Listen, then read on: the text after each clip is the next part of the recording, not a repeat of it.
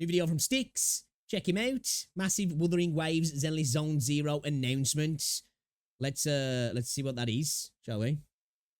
To discuss both Wuthering Waves and Zenless Zone Zero. They're two gacha games that both released in like the last month and a half and are both gacha games that I have been playing an exorbitant amount recently. On the one hand, Wuthering Waves announced their Goated.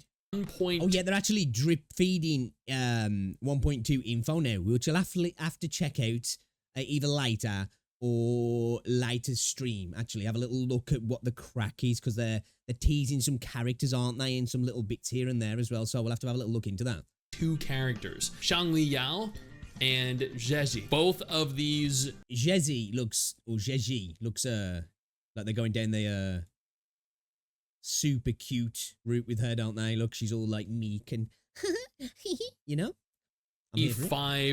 44,000 characters. Shangli Yao and Zhezhi. Both of these announcements have gotten 44,000. Okay, that's good to see. They're getting a lot of Twitter interactions. Nice. So, you know, people are still interested. New characters. That's really good to see, I guess. That to me is more important than how much the game's making. Of course, we want them to do well enough to reinvest into the game. But I couldn't give a damn if shareholders and CEOs are making exorbitant amounts of money. I want just enough to go back into the game. And, you know, this is a better sign of community strength, isn't it? So, yeah. I just noticed that up there as well. Dollar Tree assault, man ejaculates on woman's leg. Okay. What is the world coming to? Likes almost at minimum in a Dollar Tree store, retweets. Dollar Tree store as well. Damn, man, have some class. Thousands of comments, millions of impressions. There's more hype for these two characters than there has been hype for anything else related to gacha games in the last week. Not just that, but we also have estimates for Zenless Zone Zero's revenue for the first 5 days of it. Ooh, interested in these, because I said this earlier. 50 million downloads. Now let's see how much of that translates into paying players and playing players. There we go. That was a struggle. But actually people who are actually continually playing the game, or still playing the game, should I say, even though that's going to drop off anyway, because that's the cycle of these games, and they come back for updates and characters and banners. But how many people are actually playing as well? Because 50 million is an insane amount of people who've downloaded the game. But I'll be curious to know how many they've converted into payers. Its release. We can compare that against Honkai Star Rail and Wuthering Waves. First, I want to take a quick moment to note the characters for Wuthering Waves both look really good. I know you. Looks kind of basic. If he's really cool, I'm all for it. It kind of looks a little bit basic for me in comparison to like Calcharo and Gian, who just look sick. You know, he kind of like sits in with the other dudes in the game. And I'm not one of those guys that's like, it's not a chick, so I'm not interested. I'm here for cool characters in that game anyway, because the combat's fun, if they're just really cool. Now, if he's really good in terms of combat, then I'm here for it. But, you know, Calcharo and Gian, for me, are just like, they're interesting looking characters, man. I just think they look cool, man. They're like Giga Chads, aren't they? You've probably seen some content creators out there that have been saying, these characters look terrible. They look so basic. They look so ordinary. It does kind of look basic, though. I think Zhezhi looks... I don't know what he's going to say. I'm guessing he's going to say he likes it because, you know, he'd stick a girl in front of him and dude starts jizzing in his pants. But, he's got a wife as well. I agree. She definitely looks better, in my opinion. Well, I don't know. You might say she looks trash. She looks better. She's a little bit more colourful. I think for me, she looks like she's unassuming. She's meek, you know. She looks cute, man. You know, not every character has to be a Yin Lin or a Chang Li that's just like, you know, out there sexy. There's different designs that are still cute. Obviously, as long as they're all of age, of course. But yeah, I think I like her, actually. He does look quite basic, though. I must agree with that, actually. Really good. Yes, she doesn't look like a bodacious babe like Chang Li. But, again, going back to that, if every character's like just super massive titties, it kind of takes away the speciality or the specialness of those characters in that sense, doesn't it? Because like they stand out a little bit more because you're like, God damn, you know? I think with these characters, you can make them like be unassuming, but just be like fucking meta as fuck as well. Or Yinlin, Sure, Or just but interesting. not everyone needs to look like that. Not everyone needs to be some dommy mommy. Having characters that look like Jinta, having characters that look like ZZZ, this is great. I love Jinta as well. I think she's fucking awesome looking, I do. I think she's designed perfectly for her attitude, her character, the way she comes across, and for a role within the game as well. She's supposed to be dignified and you know, comes across with like a royal air about her, doesn't she? And I think she's designed perfectly for that. And she's hot as well. She's hot, like, but she's like in a different, unassuming, more dignified way, isn't she? I think this character is Which then, when you've got an extra Chang Li and Yin Li, makes them two just look even better. beautiful. She looks really good. She looks kind of nerdy. I like her outfit. Her eye color is stunning. Her design, I love. It's like March, isn't he? The two-tone hair, or three-toned hair, actually. There's like blue, black, and pink. Her character looks incredible. I think it looks fantastic. Yes, Shangli Yao definitely looks a He does, doesn't he? I think there's no denying. He's very basic. Even just like, it's not so much his actual design in his hair and his robot arm and his actual clothes. It's his color palette's quite bland, isn't it? Actually, it's very. Well, it's obviously not monotone because it's got contrasting colors, but you get what I'm saying. little bit more ordinary. I do think that it's probably a good direction Watch him be like a mega character though, man. That's just insanely good. to take male characters. We have characters like Scar that are upcoming. We have, I think, what was his name, like Geshu. Can't wait for Scar, actually. I'm looking forward to the Scar banner. I want to pull Scar because Scar was introduced into the game so well, and he was voice acted brilliantly, like my Hoyoverse level of voice acting, in my opinion. It made him stand out even more because of the rest of the voice acting being a little bit meh, you know? We have Kalkaro, so many really Is that how you pronounce that, Calcaro? I've just been calling him Calcharo. So I've just been saying his name. I'm still calling him Calcharo. masculine looking characters that look absolutely badass. We don't need another one. Having prettier, more like K-pop boy band looking characters is a good alternate. It's something different. That would be no. That's a fair take. That's a fair take. I just think he's just a little bit. It's more of his attire. I think it's just a bit boring looking.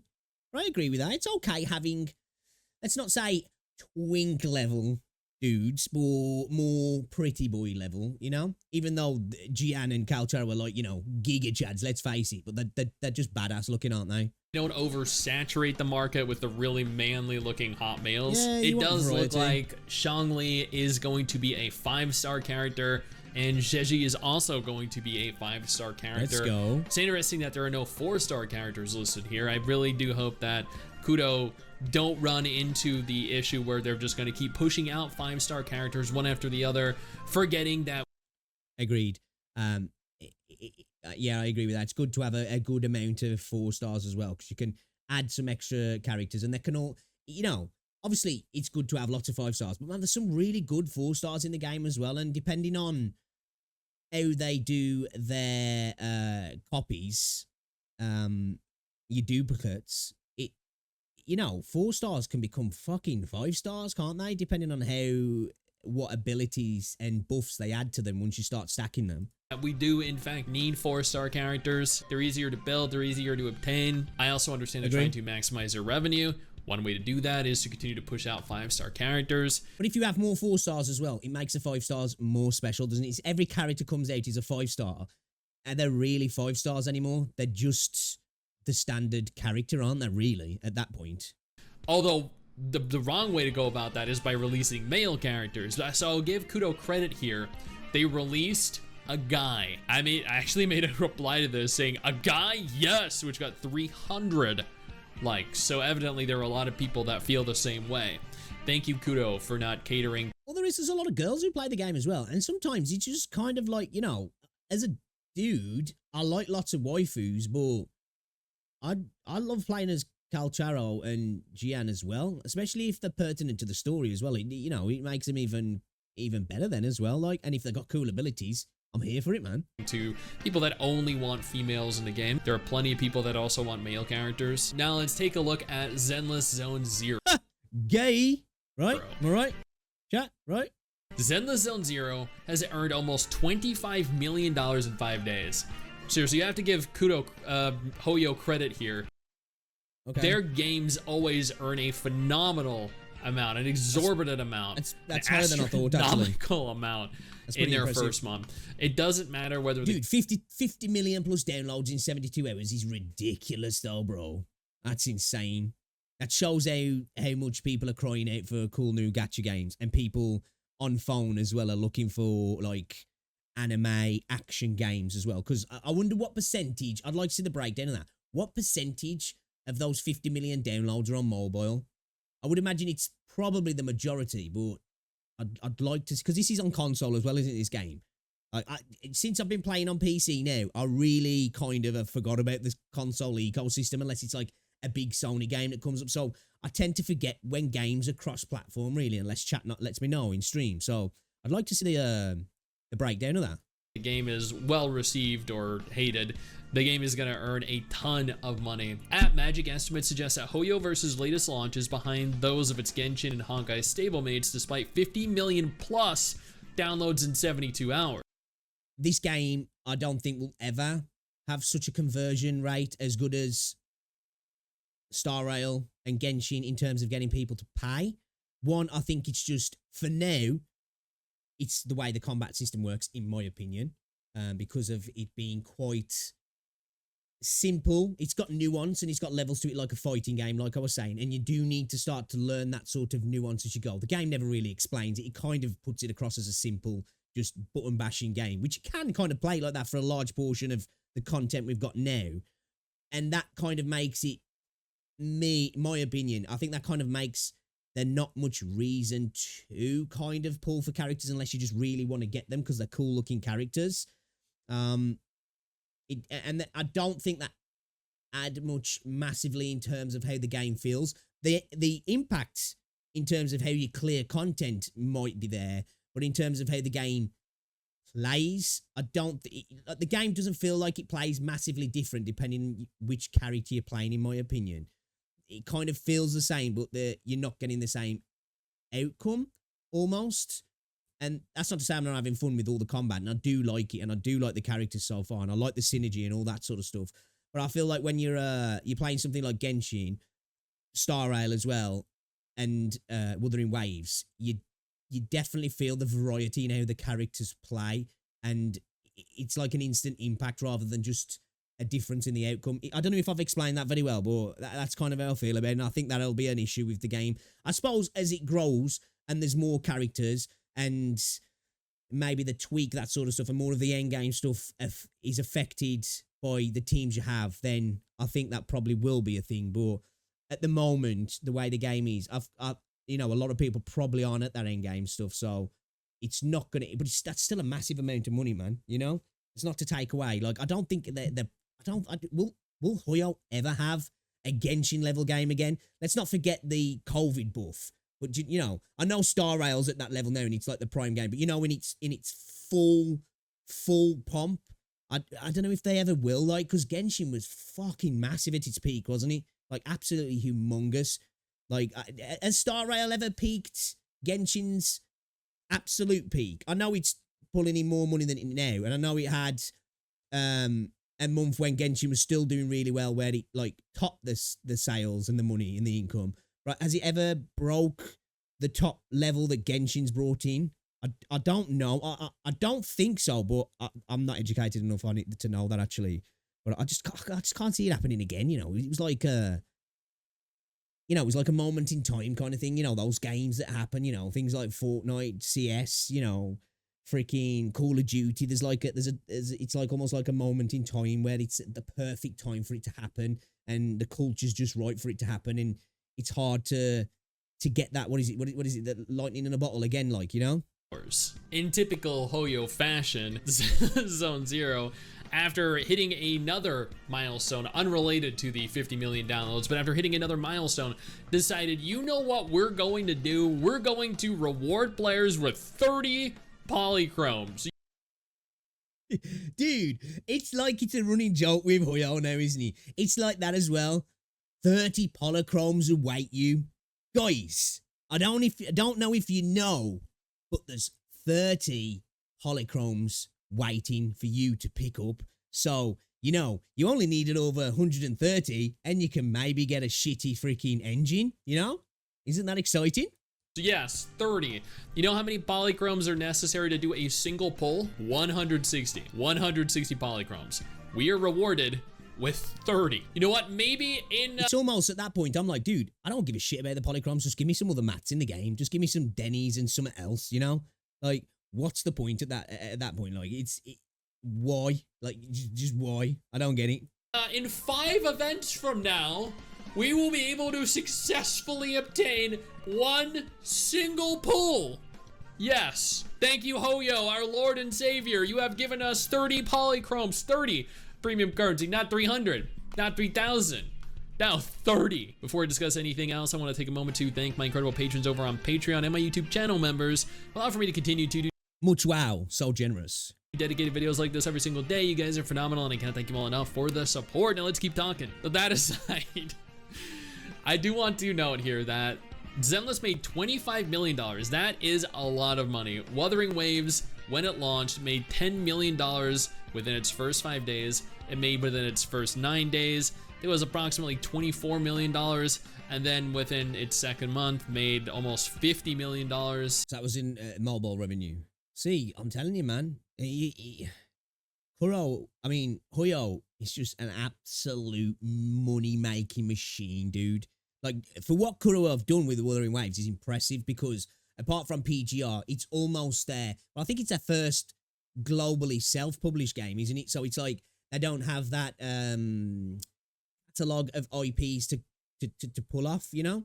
So, because it's like even in AAA gaming, that's why they're a little bit trepidatious of new IPs, because having a history of an IP name tends to generate more money, doesn't it? Because people know it. Oh, I know that game. Oh, I know all this, and there's a sequel, or it's something within that universe. And I know their games are not necessarily in the same universe, but they've got that pedigree, having that catalog to kind of go off. So, you know, I think it's still very impressive what Kuro have done.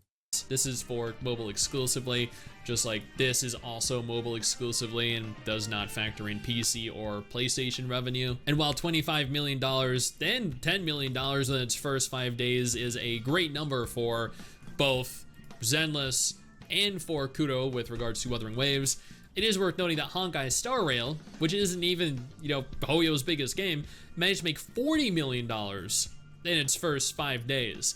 This was with 40 million of 14 million downloads. See what I mean about that conversion rate in something like Star Rail and Genshin? It's just way bigger, isn't it? You know, you've got 50 million downloads and 25 million. The thing is here, though, is this off just mobile, though? This could be off everything. So I'm going to take that with a grain of salt, I guess, there, because that could be off everything.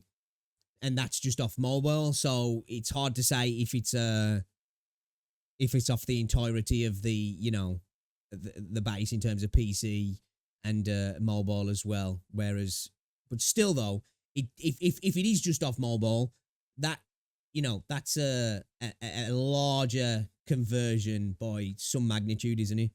14 million downloads.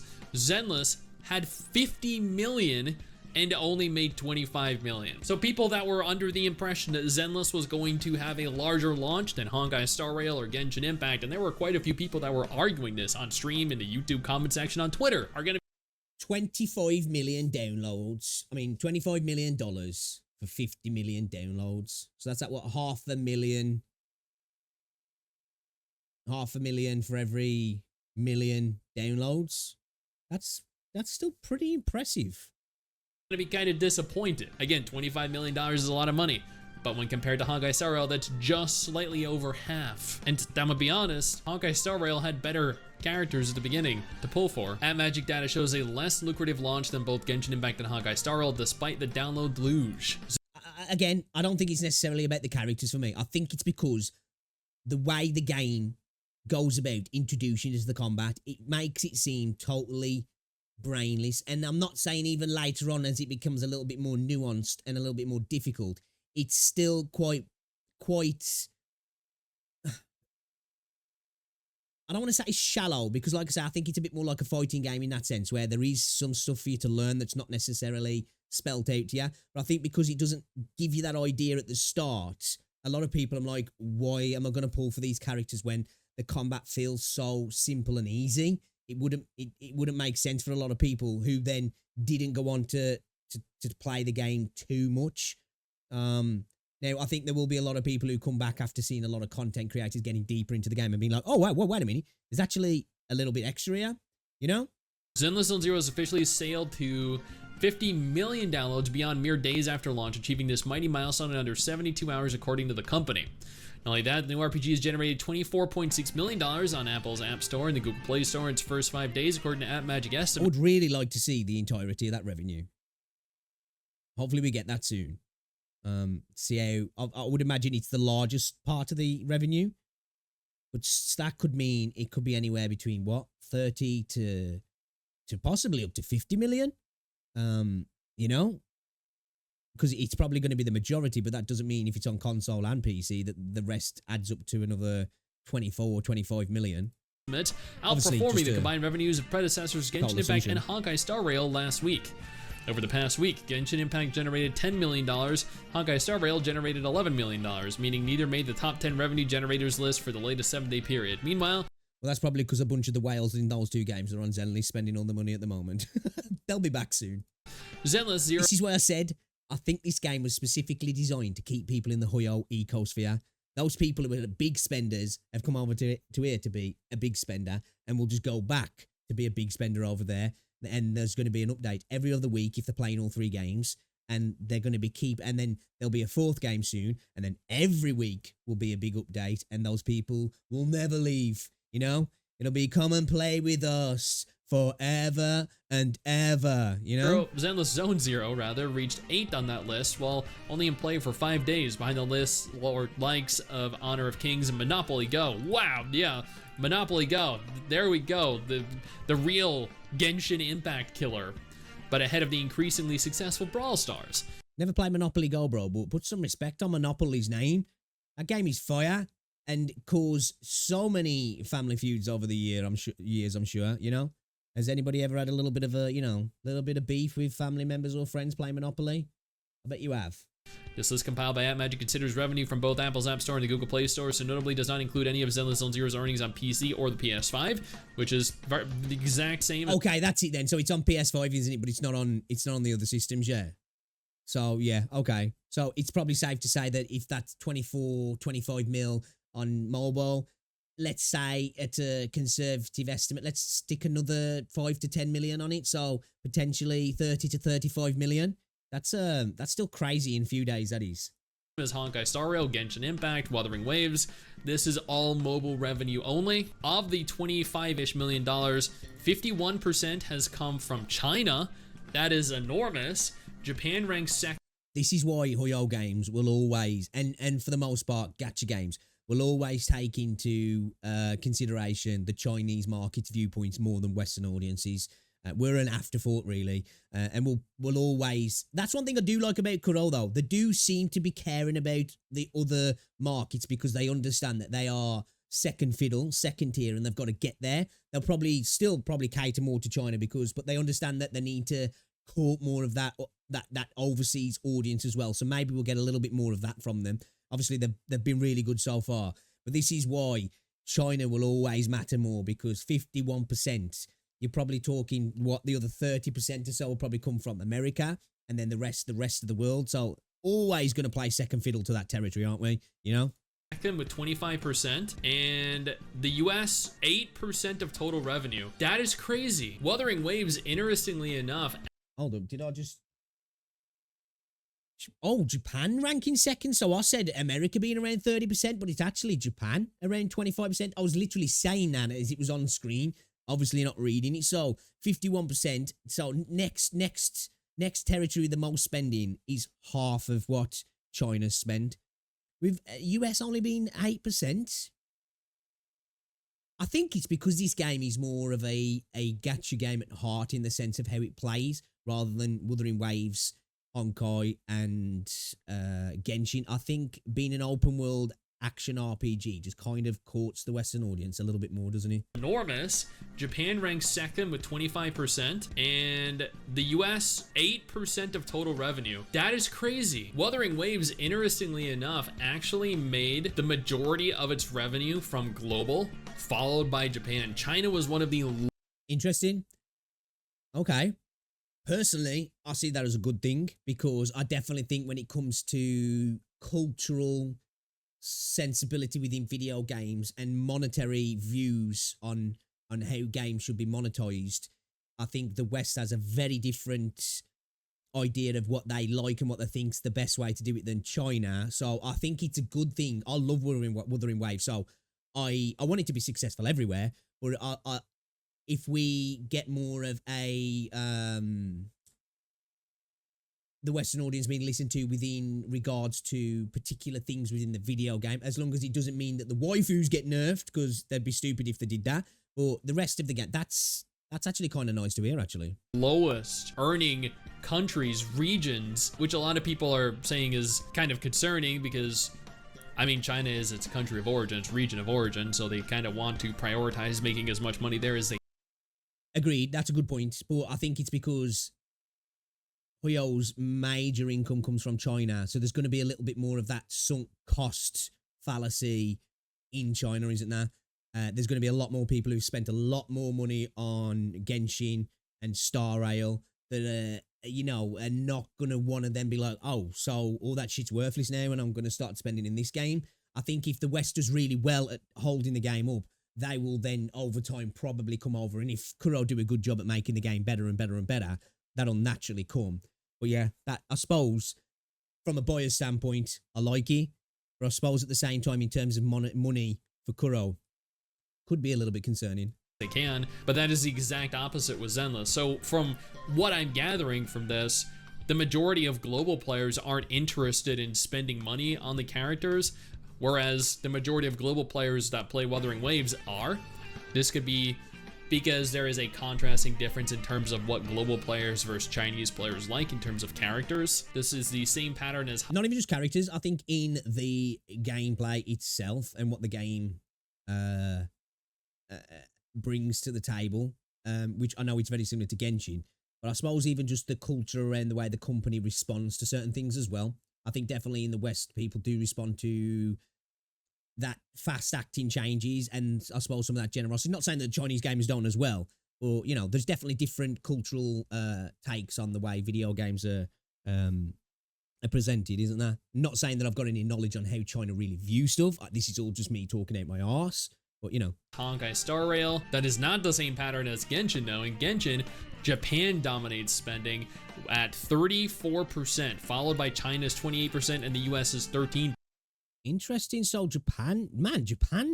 Japanese people are big spenders?